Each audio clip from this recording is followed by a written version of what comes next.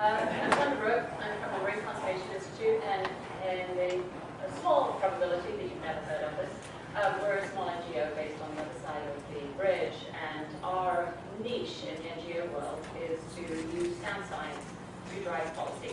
And I'm one of the science people. I am the director of coral conservation, which sounds very fancy, just because they don't have to pay me so much as they need their time. So I'm going to talk about potential effects of ocean acidification on coral reefs.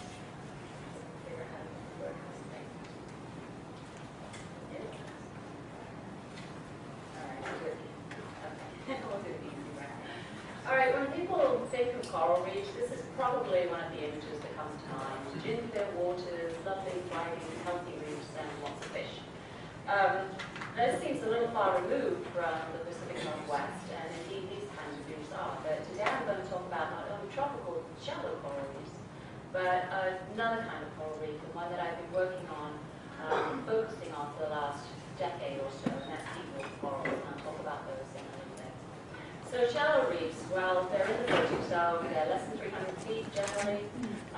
They're warm temperatures, which means with a few exceptions, they're constrained to the tropics. Lots of light, of course, the Pacific zone.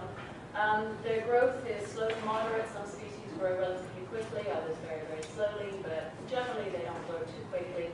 They are primarily coastal, near shore, and Dick mentioned some of the problems, the issues that come from being near to human habitation. They are zooxanthellae, and feeding on line seems a little simplistic for this audience, but what that means is that they have symbiotic dinoflagellates in their tissues, and this is what provides this kind of dark brown or greenish color that you see in most tropical corals. The reef structure itself is created by stony corals, the scleractinia, and there are other associated types of corals, the gorgonians and the hydrocorals, that contribute to the reef structure but are not actually reef forming. The fact that they're zooxanthellae, they need these symbiotic algae. In the tropics, there is not a lot of food in the water column. These algae are critical to the coral's nutrition. They're little plants, they use carbon dioxide, they generate carbohydrate from it, energy from it, they use it themselves, and what is in excess goes to the coral. So it's a tight relationship and it's critical. Now, Brian mentioned sea surface temperatures or increasing temperatures. We're talking about ocean acidification here today, but the evil twin of that, of course, is increasing sea surface temperature or sea temperature. Increasing temperatures causes that relationship to break down. It causes the corals to expel those symbiotic algae, and that creates an energy crisis for the corals. Now that's important because to produce their skeletons is an energetic process. They need energy. The corals need energy to produce their skeletons. If they're in an energy crisis, coupled with lack of carbonate and aragonite saturation loss, then it creates a double whammy for them to be able to generate their skeletons and grow. So their access to food is very, very important. And they're restricted to the tropics mostly. So these are deep examples of deep coral reefs. Well, the top one is not a reef, it's a tree coral. Now, deep corals fall broadly into these two categories. One is the reef building. So the bottom one is Lophelia pertusa. It's the most common globally, almost globally distributed deep water coral. It's a branching coral, it's a stony coral, and as it grows, it forms these big colonies that over time the inside sort of decays and dies, the outside carries on growing, and they form these large bioherms or reef structures that are actually analogous to shallow water reefs. And so these are the real reef builders or structure formers. The tree corals perform the same role as they do in shallow reefs. They just contribute to the structure of the coral reefs. So deep reefs are between 350 and 10,000 feet. So these are real deep. They're cold, there's no light, so they don't have zooxanthellae. They rely on the input of detrital material from the water column or from zooplankton. And we've heard about possible impacts on zooplankton of ocean acidification. This is an indirect impact on the species. They're usually offshore and high seas, so they're not subject to coastal inputs. They're very, very slow growing. They are zooxanthellae, as I've said, and they're globally distributed. So it seems like they would be more disjunct from the effects of ocean acidification. They're offshore, they're deep. But as Dick mentioned, the problem is that carbon dioxide dissolves more easily in cold water. So these guys are dealing with a higher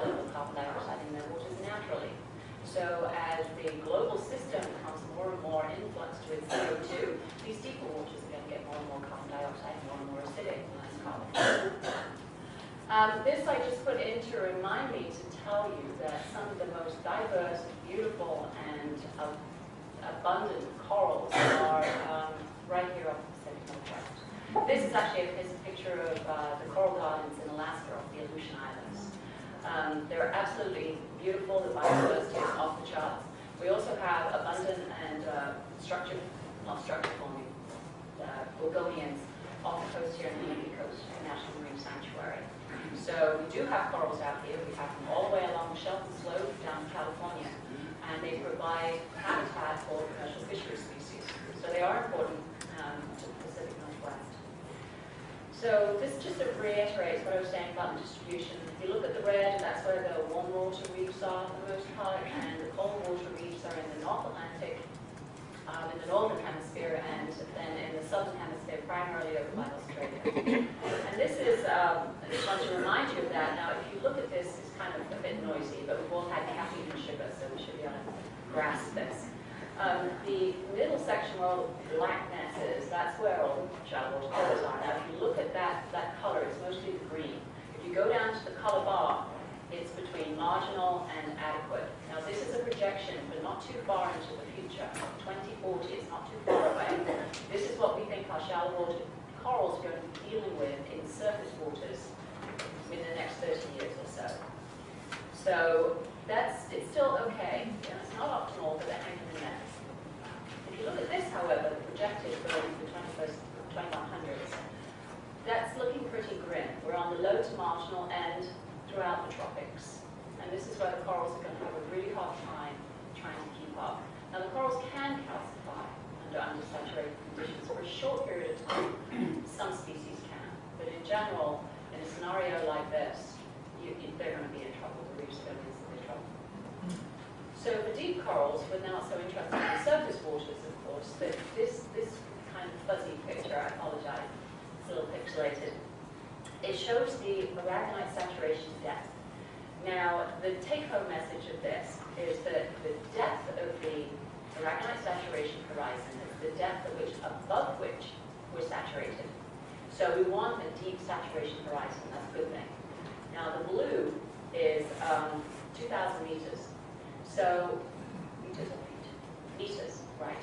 So the tropics, where the shallow water corals are, they're looking good. The tropical surface waters, they don't absorb as much carbon dioxide, and so surface waters are okay, and the deep waters are also okay. The aragonite saturation horizon is nice and deep.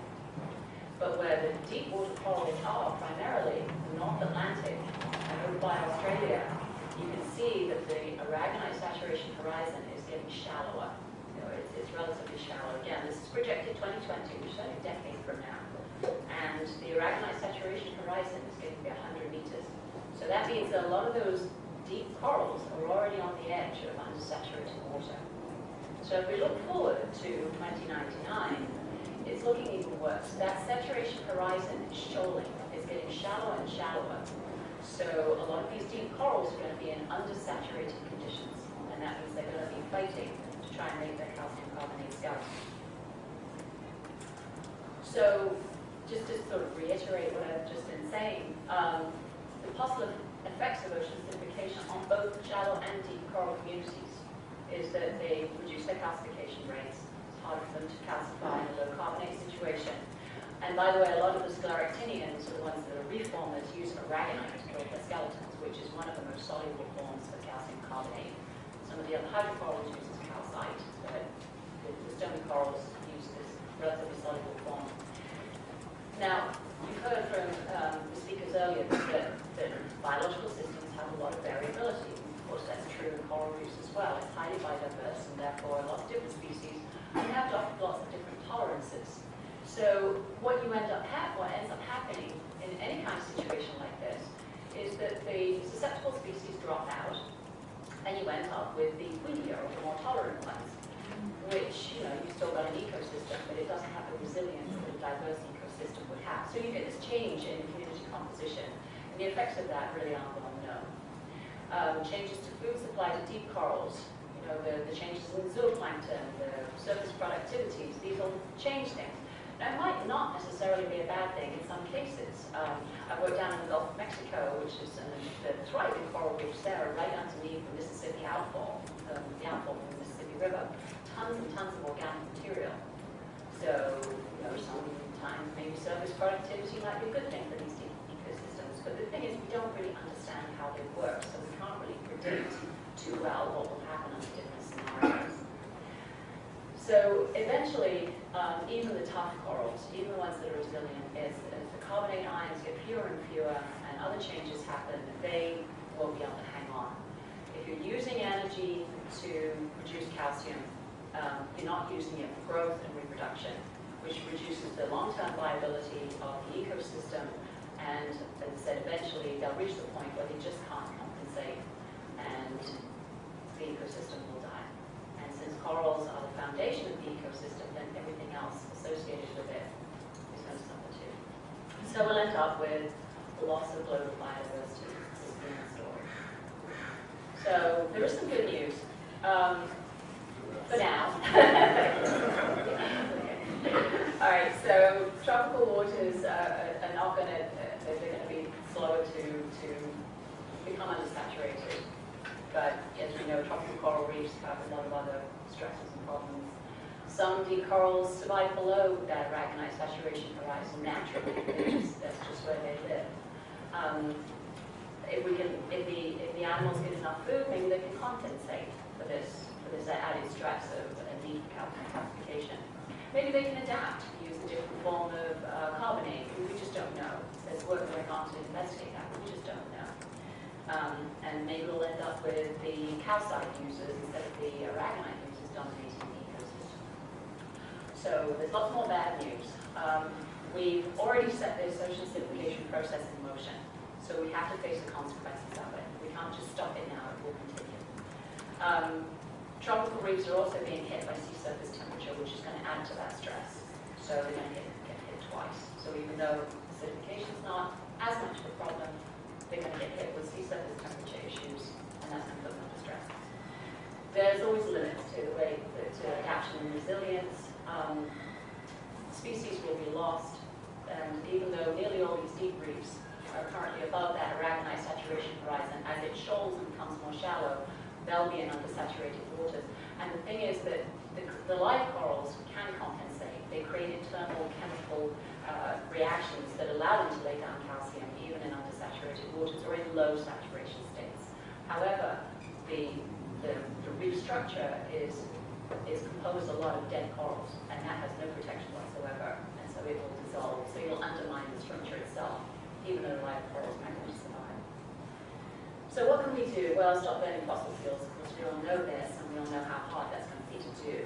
So, as Dick said, up here, 25 to 49% of the ocean acidification is from this anthropocene, this global situation. That still leaves a chunk that's not, that we can maybe address through local means, such as addressing local coastal pollution issues, reduce nutrient input, reduce the physical damage. A system under stress from chronic stress is going to respond poorly to an additional stress. It's somewhat like somebody with cancer getting the flu.